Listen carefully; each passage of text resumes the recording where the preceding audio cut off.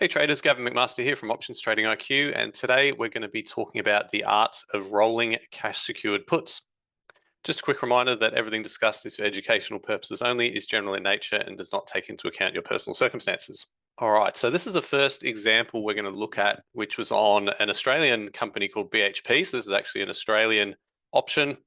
Started on the 9th of July. The stock was trading at 43.60. And I sold the August expiration 42.50 put for 57 cents with a credit of $57. Not a huge credit, but fairly small trade. If we take a look at those numbers in my cash secured put calculator, we can see we've got about a 4% margin for error on the downside and about a 13% annualized return if the put expires worthless. So pretty reasonable return for a fairly low beta, low volatility stock. So my plan for this cash secured put was actually to never, well, my aim at least was to not have to take assignment of the stock. So the plan was if it got down towards that short strike of 42.50 is I would roll the cash secured put. So I've got a few points marked here on the chart. This is the first entry on this candle here. Stock's trading about 43.60. A few days later, it's coming down. It closed just, or it hit just above 42.50 on this particular day. So this was the first roll. And then here I did another roll in early August. So I'll just go through those transactions for you. In my wheel template, which I'll provide a link for you to download this if you want to grab a copy. I'll add in the next date, which was July 16th. So you can see here, the first thing I did was buy to close the existing put. I had to buy that for 69.5 cents. So in total, a small loss on the trade. But as I said, the stock was getting a little bit close to 42.50. I wanted to roll that down in price. And what I actually did in this case was I went to 2 contracts. A lot of times I won't do that, but sometimes I'm willing to increase the position size, which does increase the risk. But I wanted to be able to roll for a credit. I was only getting 45 cents for that roll or for selling that option. So by selling 2 of them, I collected $90. And if I take away the $69.50 that I had to pay to close the initial trade, I got a credit of about $20. So again, not huge numbers we're talking about here, but just for example purposes.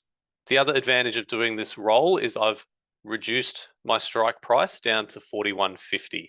So I've bought myself a little bit of extra margin for error, and I've generated an extra $20 in premium. Every time I roll these particular trades, I'm trying to roll for a credit. Going back to the chart, we can see here in early August, it came down to around 41 and I performed another roll. It's gone through my short strike of 41.50 and I'll show you what I did. So adding in the next roll on the 5th of August, you can see here again, we're buying to close that August 41.50. The 2 contracts, again, we had to close that for less than what we sold it for. So overall cost $182 to buy back that option. And what I've done here is I've rolled out to September. So I've given myself a little extra time for the stock to recover. I've also dropped the strike down to 40 now, kept the 2 contracts, got $1.23 for rolling that. So again, I've rolled for a credit. It's cost me $182 to close the initial trade. I've received $246 for opening the new trade out to September, and I've lowered my strike price. So you can see there net credit of about $64. Overall, I've received total premium of $141.50. And as of today, BHP's back at about 40.59. And it would cost me about $94 to close those 2 options. Leaves me with open P&L of $47.50. Not a huge earth-shattering amount of money by any means, but the point of this is the stock's gone down 6.9%. And by rolling, buying myself some more time, adding a little bit of risk by going to 2 contracts, but also rolling the strike price down, giving the stock a bit more time to recover. I'm actually slightly ahead on the trade.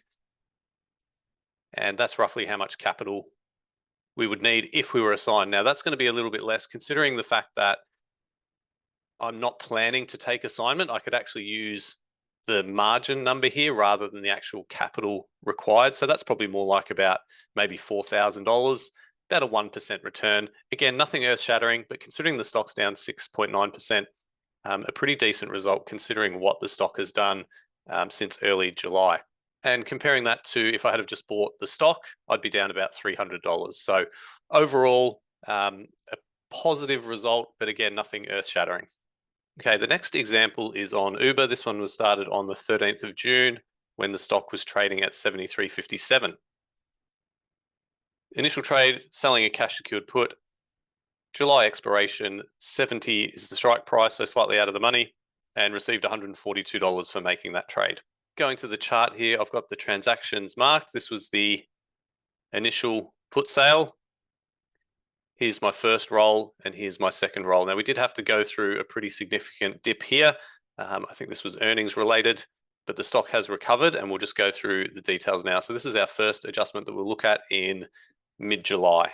So you can see here, 11th of July, we've closed, buying to close that 70 strike, again, closing for a debit, so we're in a slight loss position on the trade so far. Once again, I've rolled out 1 month. I've rolled the strike down to 65. I've kept the contracts the same, and I've still been able to do that for a credit. So really nice adjustment here. Received $34 for making this adjustment, and I've reduced my strike price by $5. Going forward to the 14th of August, so just before expiration, Uber was up over 70 again. My sold put is well and truly out of the money, trading for about 5 cents, and I was able to close that one out. I could have probably left it to expire, but happy to just sort of close that out and take the risk off the table for the last couple of days. So again, in this situation, total premium received $171 during a period when the stock has gone down 3.64%.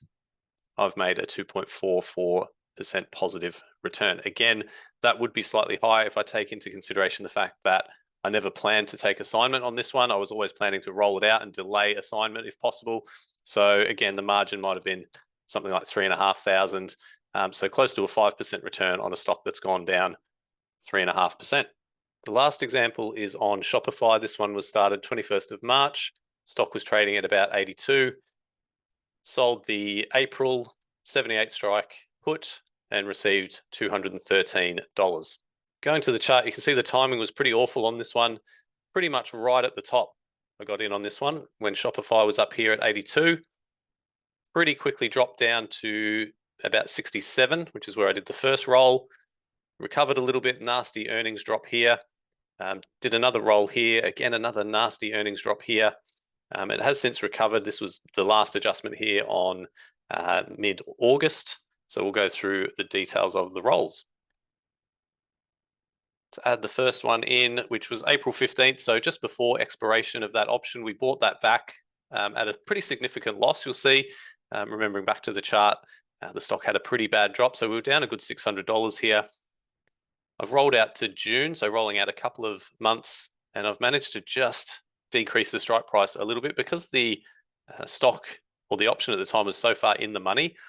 It was quite hard to roll for a credit and reduce that strike by a significant amount. So I was only able to reduce the strike by $3, but was able to get $8.99 for that. So again, rolling out in time, giving the stock a bit more time to recover, and also receiving a credit of $96. Going forward, the next adjustment comes in June, again, a week or so before expiration. We buy to close the 75 put. Again, we're still in the money. Cost $937 to buy that option back. We've rolled out to August, kept the strike price the same. Again, receiving another credit here of about $155. Once again, we've had to keep the strike the same because it's in the money. That's all we can really do at this stage. We're just having to wait for the stock to recover. Moving forward, the next adjustment on the 14th of August, we buy this one back for $508. We roll out to December, so rolling out a significant amount of time here. By doing that, we were able to reduce the potential exercise price or assignment price to 70. And again, we've received a credit for making that adjustment of $175. So all up, we've generated $639 in total premium. Our starting strike price was 70. We've managed to reduce it down. Sorry, the starting price was 78. We've reduced it down to 70 now. If we were to close this option now, this December $70 put, it would cost $467. The total cash flow that we've received, minus the amount that it would cost to close the open position, leaves us with open P&L of $172, roughly 2% return on a stock that is down 9%. So again, hopefully you can see the power of rolling your cash secured puts rather than taking assignment. Okay, thanks for watching. I hope you enjoyed. I hope you've learned a little bit there about rolling cash secured puts. If you've got any questions, please reach out anytime. Otherwise, I'll talk to you soon.